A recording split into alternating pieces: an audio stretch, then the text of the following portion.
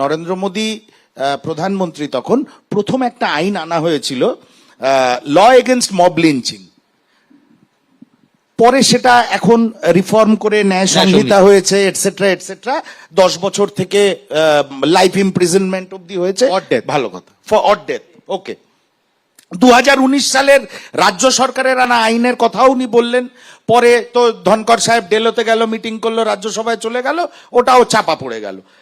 বিষয়টা হচ্ছে 2019 সালের 2 সেপ্টেম্বর 2019, তখন বিরোধী দলনেতা আব্দুল মান্নান সাহেব, আব্দুল মান্নান এবং বাম বিধায়ক সুজন চক্রবর্তী যৌথভাবে পয়েন্ট অফ অ্যাটেনশন মুভ করেছিলেন যে যা যা সমস্যা আছে এই বিলটায় সেটাকে রেকটিফাই করা হোক এবং পাস করানো হোক। তখনও কিন্তু রাজ্য সরকার কোনো অ্যাকশন নিলেন না। এত একটা ইম্পর্টেন্ট আবার কিসে পাস করবে? বাসবী চক্রবর্তীর কাছে আসবো। পরপর গণপিটুনির ঘটনা, আমি এই পলিটিক্যাল জিনিসের বাদ দিয়ে বলছি, কি কারণে? ব্যক্তিগত ক্ষোভ, মানসিক অশান্তি, নাকি আজকালকার রাজনৈতিক উত্তাপ? কোনটা এর জন্য দায়ী বলে মনে করেন? খুবই ভালো প্রশ্ন করলেন, খুব প্রাসঙ্গিক, এবং এর উত্তরে বলবো যে তিনটের মধ্যে যে কোনো একটাই হতে পারে। হ্যাঁ, এই যে এত ইনটলারেন্স মানুষের মধ্যে রয়েছে, সেটা আগেও ছিল, কিন্তু দিন দিন আমরা দেখতে পাচ্ছি কোনো সামান্য ঘটনাটাকে একটা মানে মারাত্মক একটা জিনিসের দিকে নিয়ে যাওয়া হচ্ছে এবং আইনকে নিজের হাতে তুলে নেওয়া হচ্ছে। যে একটা আমরা স্বাধীন দেশে বা একটা রাজ্যে বাস করি, সেখানে যে আইন আছে এবং তার জন্য যদি কাউকে চোর সন্দেহ হয় যে আমার মোবাইলটা চুরি করেছে, যেমন আমরা 2014 কোরপান শাহের কেসটা জানি, একদম কোরপান। হ্যাঁ, এবং সে ছিল মানসিক ভারসাম্যহীন এক ব্যক্তি, এবং যারা তাকে পিটিয়ে মেরেছিল তারা সব ডাক্তার, উঠতি ডাক্তার, এনআরএস এর। হ্যাঁ, তো আপনি যে প্রশ্ন ইয়ে করলেন যে একটা হচ্ছে যে একটা হুজুক, ওই যে যেমন ডক্টর শাহ যেটা বললেন যে যাক আমি দুটো মারি না, তাছাড়া আর একটা দেখবেন যে এরকম যখন ঘটনাগুলো ঘটে এবং লোকে যখন সেখানে বাহুবল অ্যাপ্লাই করে, সেটা একটা হিরোইজমের একটা প্রকাশ মনে হয়। 1, 2, মানুষের মনের মধ্যে তো একটা স্যাডিজম থাকে অনেকের মধ্যেই, এই ধরনের ঘটনার মধ্যে তার একটা বহিঃপ্রকাশ দেখা যায়। একদম একদম। ডক্টর শাহ, আপনার কাছে আসি, যে এই আপনি যে প্রশ্নটা করলেন, যার উত্তর, যার সূত্রটা আসলে এটা সমাজ মনস্তত্ত্ব, ঠিক মনস্তত্ত্ব আর সমাজ দুটো মিলেই, মানে উনি সাইকিয়াট্রিস্ট, আমি একজন সমাজতাত্ত্বিক, কিন্তু এই ঘটনাগুলোর মধ্যে দুটো বিষয়ই কিন্তু মেলবন্ধন আছে। মব লিঞ্চিং, আমি আপনি ছোট প্রশ্ন করতে চাই। উনি যেটা বললেন যে ঠিক তাই, কোরপান শাহকে যারা মেরেছিল তারা সব কিন্তু ডাক্তারির ছাত্র ছিল। সেদিনকে যে ঘটনার কথা আপনি বললেন, মোবাইল চুরির ঘটনা, যে হস্টেলটার মধ্যে কেউ প্রেসিডেন্সি কলেজ, কেউ কলকাতার সেরা কলেজ, রবীন্দ্রভারতী ইউনিভার্সিটি, প্রত্যেকেই কিন্তু ভালো ছাত্র। এমন নয় যে সমাজের একদম নিচের স্তরে দাঁড়িয়ে 4টে অ্যাটাচি বগলে যাচ্ছে বা 4টে মেরে দিয়ে চলে যাচ্ছে, তারা কিন্তু নয়। কোথাও লেখা নেই যে উচ্চ শ্রেণীর লোকরা এটা করবে না। আমি শিক্ষা, এই জিনিসটার শিক্ষা অশিক্ষা এমন একটা জিনিস, কোনো ভেদাভেদ নাও থাকতে পারে। বারবার বলছি, আমরা সমাজকে এই প্ল্যাটফর্ম থেকে আজকে একটা শিক্ষা অন্তত দিতে পারি, হাত জোর করে প্রত্যেককে বলতে পারি, আপনারা আইন নিজের হাতে তুলে নেবেন না। এই হচ্ছে কি আসল কথা। আমরা বারবার একটা কথা বলবো লোককে, আইন নিজের হাতে তুলে নেবেন না। যে কোনো অন্যায় হলে যে অন্যায় করেছে তাকে একটা সুযোগ দিতে হবে, আর নিজের চোখে আঙুল দিয়ে দেখবেন যে ঘটনাটা কি ঘটেছে। আমরা প্রত্যেকেই অন্যের চোখ দিয়ে সবকিছু দেখি, আমরা রাজনীতির মধ্যে দিয়ে দেখি, আমরা নিজস্ব স্বার্থের মধ্যে দিয়ে দেখি। আজকে দেখুন, এই যে যারা 2-3 লোক মিলে পেটাচ্ছে, 400 জন দেখছে বা 200 জন দেখছে, এগুলো কিন্তু সত্যি কথা প্রশাসনের দায় দেখা, যে আজকে এই লোকগুলো মাসের পর মাস একটা অঞ্চলে দাপিয়ে বেড়াচ্ছে, কেউ তাদের দেখার নেই। এই জায়গাটাতে আমি বলবো, সমস্ত কিছু রাজনীতি ভুলে গিয়ে আমরা যদি এই জায়গাটাতে একঝাপে, মুশকিলটা হচ্ছে কোথায়, এই জায়গাটাতে কিন্তু কোনো পলিটিক্যাল পার্টি একসাথে গিয়ে মুভ করেনি, করবেও না। ঠিক। আমি কিষাণুকে জানতে চাই, কিষাণু, যেটা ডক্টর শাহ বললেন, এই সরাসরি গণপিটুনিতে অংশ না নিলেও এই ধরনের ঘটনায় অনেক সময় এলাকার রাজনৈতিক দাদাদের উস্কানি থাকে, এবং গোদা বাংলায় তারা কিছুটা সাহসও যোগায় হয়তো। দুটোকে আলাদা করে দেখতে হবে। একদম। সালিশি, তার মধ্যে একটা পলিটিক্যাল লিনেজ থাকে, ঠিক। সালিশির মধ্যে একটা পেশি শক্তি জাহির করা, রাজনৈতিক বা বাহুবল, এইগুলোর একটা দিক আছে। সেই দায়টা সব দলকেই নিতে হবে, বিশেষ করে প্রশাসনিক দায়িত্ব যেহেতু আমাদের বেশি করে নিতে হবে। তার জন্য আমার নেতা অভিষেক বন্দ্যোপাধ্যায় বা নেত্রী বারবার সরব হয়েছেন, বারবার কড়া বার্তা দেওয়া হয়েছে, এবং প্রশাসন দেখবে প্রত্যেকটা ঘটনাতে কিন্তু অ্যাক্ট করেছে, তাদেরকে অ্যারেস্ট করা হয়েছে। এখন বিষয়টা হচ্ছে এই মানসিকতা কি অন্য জায়গায় হচ্ছে? আজকে তোমাকে আমি দুটো উদাহরণ দিচ্ছি, তার কারণ হচ্ছে মিডিয়াকেও একটা দায় নিতে হবে। তার মধ্যে এই যে পুরো ইকোসিস্টেমটার মধ্যে মিডিয়া টিআরপির জন্য যে কোনো ঘটনাকে সেন্সেশনাল করার একটা ব্যাপার থাকে। কিছুদিন আগে রাস্তাতে একটা লোককে আরেকটা লোক মারছে, সেটাকেও মিডিয়া বেশ কিছু টিভিতে ব্রেকিং নিউজ বলে আরেকটি গণপিটুর ঘটনা বলে ওখানে লাইভ যেতে গেছিল, কিন্তু ঘটনাটা যেহেতু দুজনের মধ্যে মারপিট হচ্ছে, ব্যাপারটা দাঁড়ায়নি। এইটা দিক আমি তোমাকে একটা উদাহরণ দিচ্ছি, যে যতটা প্রশাসনিক দায়িত্ব বা ব্যর্থতা, সেটা তো নিশ্চয়ই সেটা আঙুল দিয়ে তোমরাই দেখাবে আমাদেরকে, বা স্যারের মতো লোকেরা দেখাবে। কিন্তু আমি বলছি যে আজকে ধরো কেউ একজন কারোর বিরুদ্ধে অভিযোগ, তাকে পুলিশ অ্যারেস্ট করেছে, ধরো অনুব্রত মণ্ডল, তাকে কোর্টে নিয়ে যাওয়া হচ্ছে, তার দিকে চটি ছুঁড়ে মারা হচ্ছে। এবার বেশ কিছু মিডিয়া সেটা ফলাও করে সেটা খবর করছে, বেশ কিছু রাজনৈতিক ব্যক্তিত্ব সেটাতে উচ্ছ্বাস প্রকাশ করছে, সেটাতে খুব হাততালি দিচ্ছে। আবার যখন ওই একই চটি বেনারসে প্রধানমন্ত্রীকে মানে ছুঁড়ে মারা অনুব্রতকে হচ্ছে, দেখে মালা পরানো সেইখানে- উচিত ছিল। এক মিনিট শুনে নাও। মালা পরানো আবার ওই উচিত ছিল। এটাই হচ্ছে অসহিষ্ণুতা। দুজনেই চটি পেয়েছে। এটাই প্রধানমন্ত্রীকেও বেনারসে দেখানো হয়েছে। প্রধানমন্ত্রীকে যখন বেনারসে চটি ছুঁড়ে মানুষ মারা চটি হয়েছে, ছাড়া কি ছুঁড়বে সেই আর বল খবরটাই ছুঁড়বে। চেপে আমি দেওয়া তো আর হলো। বোমা ছুঁড়তে কিন্তু পারবো না। আমরা সেই দিন অনুব্রতর মারাটারও বিরোধিতা করছি, ওটাকে নিন্দা জানাচ্ছি, আর প্রধানমন্ত্রীর তাও নিন্দা সেটা আমি জানাচ্ছি। এবার একটু বলি। দেখুন, আলোচনার দুটো দিক আছে। একটা হচ্ছে ক্রাইম থিওরিতে কিন্তু ক্রিমিনাল জাস্টিস সিস্টেমে ডেটারেন্স থিওরি বলে একটা জিনিস থাকে, যে মানুষ কিছু কিন্তু আইন ব্রেক করতে পারে, কিন্তু সেটা থেকে তাকে বিরত রাখা কিভাবে যায়, এমন কিছু আইন আপনি আনুন যেটা ডেটারেন্ট হিসেবে কাজ করবে। মানুষ ভয় পাবেন যে না, আমি যদি এই ক্রাইমটা করি তাহলে এতটা ঘোরতর সাজা আমার হবে। এর জন্য কিন্তু কঠিন আইনের প্রয়োজন। প্রথমেই আমি যেবার বললাম, আমি আইনের ধারাগুলো ওই কারণে বলেছি এবং তৃণমূলের ল্যাপসেসগুলো ওই কারণে বলেছি। এই ডেটারেন্স থিওরির ব্যাপারটা আমাদের রাজ্যে কিন্তু, আমি শেষ করে নিই কৃষ্ণদা, আমাদের রাজ্যে কিন্তু এস্টাবলিশ করতে পারেনি তৃণমূলের সরকার, নিজেদের কারণে, নিজেদের দোষের কারণে, বা তারা চায়নি। আর দ্বিতীয় একটা দিক আরেকটা হতে পারে, মানুষ কেন এভাবে নিজেদের হাতে আইন শৃঙ্খলা তুলে নিচ্ছে, তাদের পুলিশ প্রশাসনের ওপর কোনো ভরসাই নেই। আমি পরিষ্কার বলছি, আপনারা যদি গ্রামেগঞ্জে যান, একটা এফআইআর করতে যাবেন, দেখবেন একটা কোনো ঘটনায় একটা গ্রামের মানুষ, তাকে 2 ঘন্টা 3 ঘন্টা 4 ঘন্টা থানায় বসিয়ে রাখা হয়। পুলিশ যদি না পারে সাধারণ মানুষের মধ্যে তাদের ব্যাপারে আস্থা ফেরাতে, তখন কিন্তু সাধারণ মানুষ তো ফ্রাস্ট্রেটেড হবেনি, এই প্রবণতা কিন্তু আরো বাড়বে। আরেকটা জিনিস, বিশদার 10 সেকেন্ড চেয়ে নিচ্ছি। একটা কথা খুব দামি বলেছেন, যে প্রশাসন তো দেখছে, নিশ্চয়ই প্রশাসন দেখেছে।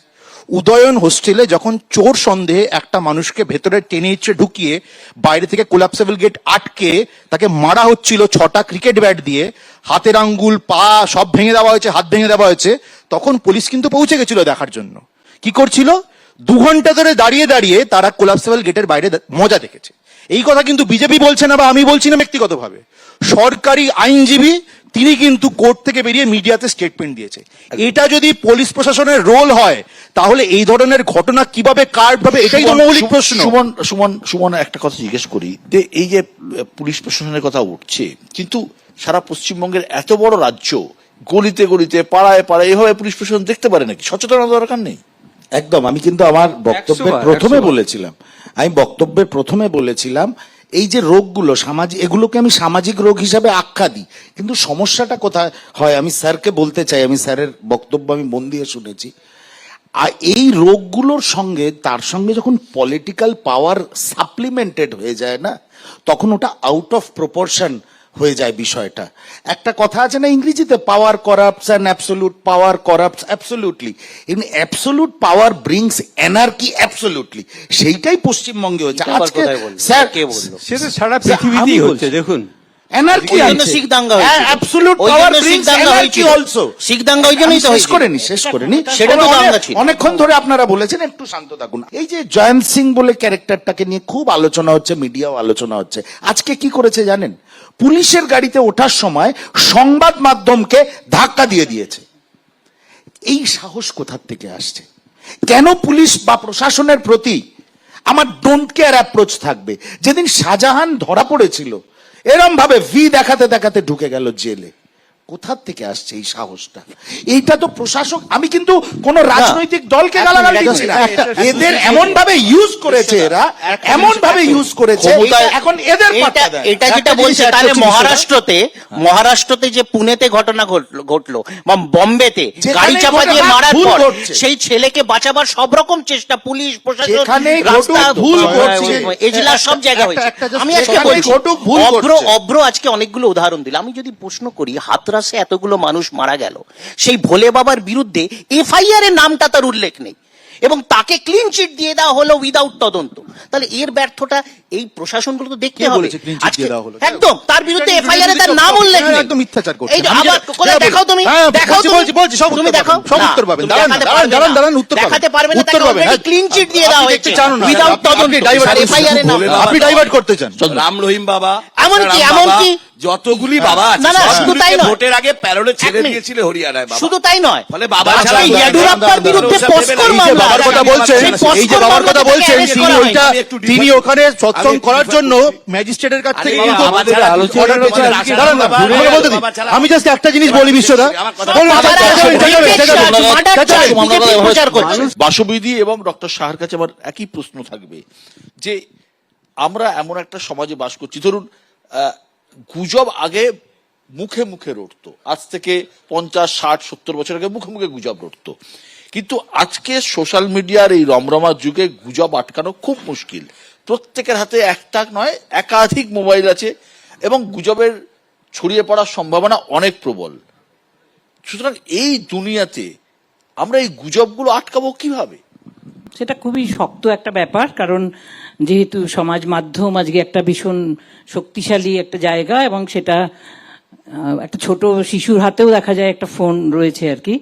তো যারা আমরা একটু সচেতনতা যাদের মধ্যে আছে, তারা যদি, যেমন প্রথমে সুমনবাবু যেটা বললেন যে এটা একটা তো সামাজিক ব্যাধি নিঃসন্দেহেই, কিন্তু এর জন্য দরকার হচ্ছে একটা অ্যাওয়ারনেস, এবং আমরা যারা সেটা পারি প্রসার বা প্রচার করতে, সেই ভূমিকাটা যদি নিতে পারি, যেমন একজন আমি শিক্ষিকা হয়ে আমার ক্লাসের ছাত্রছাত্রীদের আমি সচেতন করতে পারি, বা নানান ধরনের নানান বিষয়েই তো অ্যাওয়ারনেস প্রোগ্রাম হয় না তা তো নয়, আমরা নানান ইয়েতেই দেখতে পাই। তো এই সব ইস্যুগুলোকে, আমি রাজনীতির লোক নই, রাজনীতির আবর্তের মধ্যে নিজেকে জড়াতেও চাই না। কার দোষ কার গুণ, দেখুন প্রত্যেক জিনিসের মধ্যেই কিছু ইতিবাচক নেতিবাচক দিক থাকেই আর কি। তো সেইগুলোকে বাদ দিয়েই বলছি যে আমরা এগুলোকে নিয়ে যদি একটু প্রচারমূলক অনুষ্ঠান করি এবং মানুষের মধ্যে যদি অ্যাওয়ারনেসটা জাগাতে পারি, তাহলে কিন্তু এটা একটা ভালো জায়গায় আমাদের নিয়ে যেতে পারে। কারণ এই যে গণপিটুনি বা পিটুনি সূত্রে যে একটা উন্মাদনা সৃষ্টি করা, এবং যারা হয়তো কিছুই জানে না বিষয়টা সম্পর্কে, কিন্তু একটা ইয়ের মধ্যে হিস্ট্রিয়ার রোগীর মতো তারা ঝাঁপিয়ে পড়লো। তো এই বিষয়গুলো সম্পর্কে মানুষের মধ্যে সচেতনতাটা একটু ছড়িয়ে দেওয়া যায় আর কি বলে আমি মনে করি, এবং মনস্তত্ত্বের ব্যাপারটা নিশ্চয়ই আমার থেকে ভালো হিরণময়বাবু বলবেন। আমি এই জায়গা থেকে আসবো ডক্টর শাহ আপনার কাছে, যে যে প্রশ্নটা করলাম ওটা ঠিক আছে, ওটা তো আমরা জানি মোবাইলে একটা সবার দায়িত্ব নিয়ে এত কথা হচ্ছে, এ ওর দিকে বল ঠেলছে, সে তার দিকে বল ঠেলছে, কিন্তু এটাও তো ভেবে দেখা দরকার যে এত রাগ কেন তৈরি হচ্ছে মানুষের মধ্যে, যে কারো প্রাণ কেড়ে নিত আমরা ভাবছি না, যে একটা মারলে বেকায়দা মারলে মরে যেতে পারে, এই রাগটা কেন তৈরি হচ্ছে? দেখুন, মানুষের মধ্যে রাগ আজকে নয়, দীর্ঘদিন ধরে আছে। সেই আপনি আজকে 1000 বছর ধরুন, তখন থেকে মানুষের মধ্যে রাগ রয়েছে। রাগ কিছু কারণে বাড়ছে, কোনো প্রশ্ন নেই। আমরা দেখুন এই একটা ছোট্ট মঞ্চে 6 জন লোক, 6 জনের দিকে 6 জন বন্দুক ছুটছি, এ ওকে বলছি, ও ওকে। আমাদের কিন্তু বক্তব্য আজকে হাত জোর করে মানুষকে, আজকে লক্ষ লক্ষ মানুষ যারা আজকে প্রোগ্রাম দেখছেন, আইন আপনারা নিজেদের হাতে তুলে নেবেন না। আমরা গুজব বন্ধ করতে পারবো না, আপনারা গুজবে কান দেবেন না। যে কোনো গুজব যদি রটে, আপনারা তার সত্যতা নিজেরা যাচাই আপনি করে আমার মনস্তত্ত্বটা বলুন যে কেন এটা মানুষের মধ্যে হচ্ছে। মানুষের মধ্যে তো দেখুন, আমি যদি চাকরি না পাই, আমি যদি খাবার না পাই, আমি যদি দেখি পাশের বাড়ির লোক অত জিনিস করছে, আমি যদি একদম- দেখি একদম ঠিক কথা। যে ক্লাবের লোক অর্থনৈতিক অমুক বৈষম্য, সেটা- এটাকে চেঁচামেচি করে অর্থনৈতিক রাজনীতি বৈষম্য ছেড়ে দেওয়া রয়েছে। কিন্তু আমি আপনাকে বারবার বলছি, ভারতবর্ষের কোন রাজনৈতিক পার্টি যে যত বড় বড় কথাই বলুক, অর্থনৈতিক বৈষম্য সমীকরণের ব্যাপারে কেউ কাজ করেনি। ডক্টর শাহ যা বলেছেন ঠিক, আমরা সহিষ্ণুতা দিয়ে শেষ করা উচিত তো আমাদের। একদম। সত্যি তো, গাজা ভূখণ্ডে যখন বোমা পড়ে, রক্তাক্ত শিশুগুলোর মুখ দেখতে দেখতে তো আমরা ডাইনিং টেবিলে স্যুপ খেতে খেতে অভ্যস্ত হয়ে পড়ছি, সহিষ্ণু হয়ে পড়ছি। তার বদলে মিছিল করলে তো খারাপ দেখায়, শহর জ্যাম হয়ে যায়, আমরা তো অভ্যস্ত হয়ে পড়ছি। আমার মণিপুরের মা বোনেরা উলঙ্গ হয়ে রাস্তায় ঘুরে বেড়ালে দেশের প্রধানমন্ত্রী চুপ করে থাকা, এই কথাটাকে রাজনৈতিক বলছি, কিন্তু এটারও সমাজে প্রভাব আছে। আমরা তো অভ্যস্ত হয়ে পড়ছি, জেসিবি থেকে শাহজাহান পর্যন্ত একটার পর একটা ঘটনা করলে প্রশাসন তার পাশে আগে থেকে দাঁড়িয়ে যাচ্ছে, তাকে উল্টে তাকে শাস্তি দেওয়ার বদলে তাকে পুরস্কার ঘোষণা করছে। এ থেকেও তো একটা মনস্তত্ত্ব সমাজে তৈরি হয়, এই সহিষ্ণুতাটাও ভাঙা দরকার। আমি কিষাণুর কাছে আসবো। কিষাণু, ভারতের আইপিসিতে এই মব লিঞ্চিং এর কোনো মানে আইন ছিল না সেই অর্থ বলতে গেলে। এই প্রথমবার ন্যায় সংহিতাতে এটা এসেছে। তোমার কি মনে হয় যে আদৌ এটা এই ধরনের ঘটনাকে রুখতে বা আটকাতে সাহায্য করবে? না, দেখো আমি কি বলবো, আমাদের একটা খুব কড়া আইন এসেছিল, যারা মাইনর তাদেরকে, যারা রেপের কেসে আসামি হবে, পস্কো মামলা এলো, তাদেরকে অ্যারেস্ট করার পর বেলের কোনো পক্সো, তাদের বেলের কোনো প্রাবধানই নেই।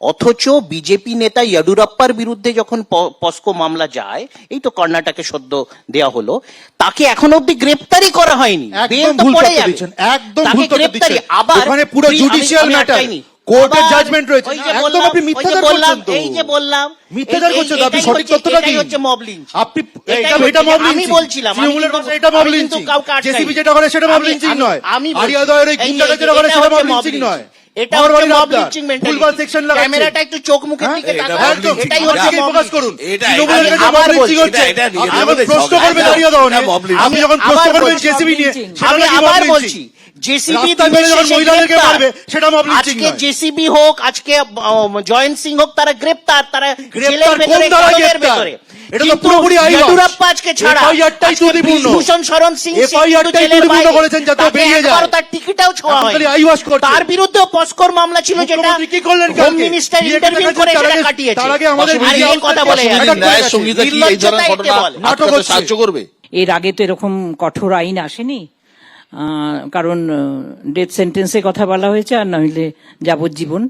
তো যারা এই ধরনের নিষ্ঠুর আচরণ যখন করতে যায়, তাদের আগে তাদের মাথায় এই ব্যাপারগুলো নিশ্চয়ই কাজ করতো না, কিন্তু এখন আমি মনে করি যে এইগুলো কিন্তু কাজ করবে, কারণ করা উচিত। অর্থাৎ আমি যদি উচিত অর্থে বলি যে করা উচিত, যেমন ও ডিটারেন্সের থিওরিটা দিয়ে বোঝাতে চাইলো, তো সেইটা এই যে একটা এটা হলে আমার এটা হতে পারে, এই ধরনের একটা সম্ভাবনা যদি মাথার মধ্যে রেখে দেয়, তাহলে হয়তো অত নিষ্ঠুরতার পর্যায়ে নাও যেতে পারে।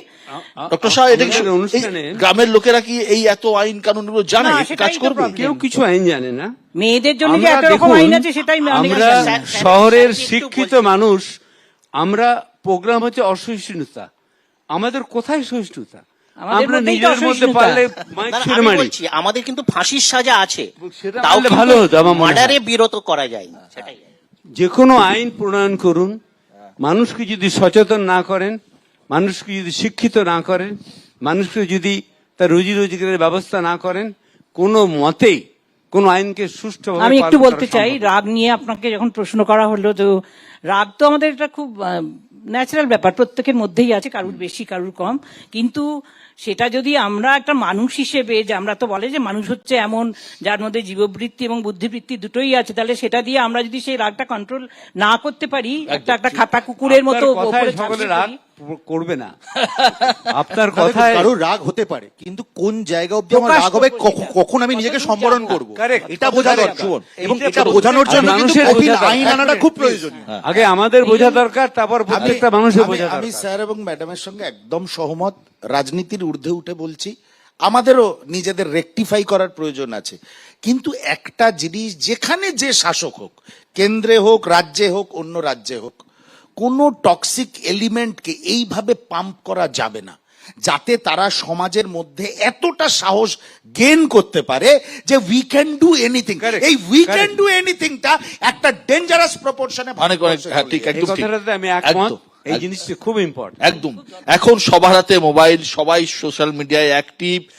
এই যুগে গুজব নিয়ন্ত্রণ করা সত্যি সত্যিই খুব কঠিন। পুলিশকে হয়তো আরো তৎপর হতে হবে, সাধারণ মানুষকেও সচেতন হতে হবে, কোনটা বিশ্বাস করব কোনটা বিশ্বাস করব না, এই সচেতনতা বাড়াতে হবে এবং সেই সিদ্ধান্ত তো নিজেকেই নিতে হবে, কেউ জোর করে চাপিয়ে দিলে হবে না। এবং আইনের ভয়, ন্যায় সংহিতার ভয় হয়তো থাকবে, কিন্তু ভয় দিয়ে কতটা এই জিনিসের মোকাবিলা করা যাবে আমার যথেষ্ট সন্দেহ থাকছে। অনেক অনেক ধন্যবাদ আজকের এই অনুষ্ঠানে আসার জন্য। ভালো থাকবেন, সুস্থ থাকবেন।